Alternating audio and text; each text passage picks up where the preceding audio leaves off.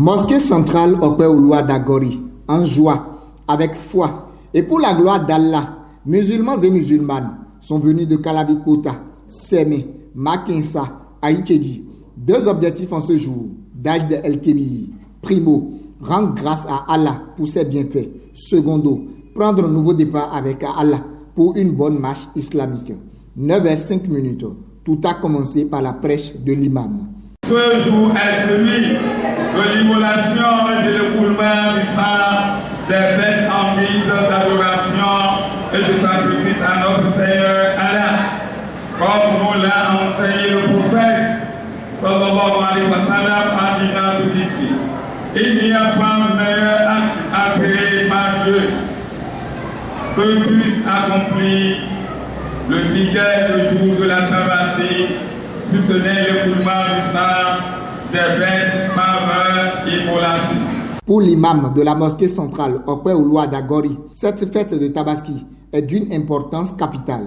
Elle nous rappelle le devoir de foi de nos aïeux Ibrahim et Ismaïl. La signification de cette fête signifie la grandeur de Dieu, la foi, la crainte, la piété en général. Ce n'est pas cette bête que nous voulons immoler qui est peu important, c'est la foi. Parce que Dieu a dit dans le Saint-Coran, là, il y en a le dima ouha, voilà le homuha, voilà qu'il y en a le homi qu'on entend quoi. Il dit, on ne veut pas regarder la chair ni le sang, si ce n'est pas que la foi qu'on veut regarder dans votre cœur. Les musulmans qui n'ont pas pu sacrifier à la tradition en ce jour, d'Aïd El-Kébir, ont encore la possibilité de le faire 3 jours après ce jour, c'est-à-dire jusqu'au vendredi 16h.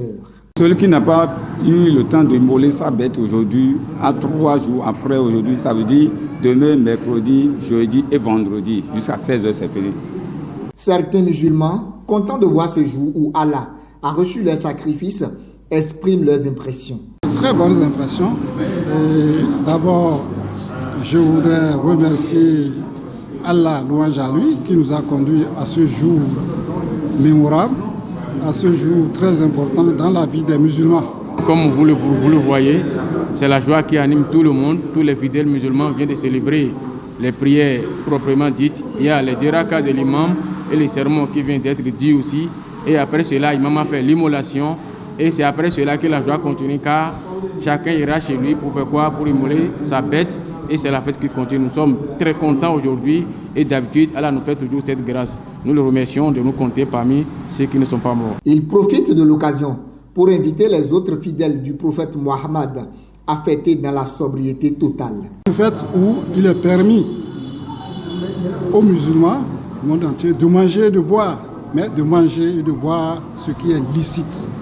Donc, j'encourage tout le monde donc à se comporter en pieux et de craindre vraiment Allah. Les frères et sœurs musulmans du monde entier, vous voyez, Dieu a toujours demandé de fêter dans la sobriété, de ne pas exagérer tout ce qui est interdit. Craignons Allah, évitons tout cela.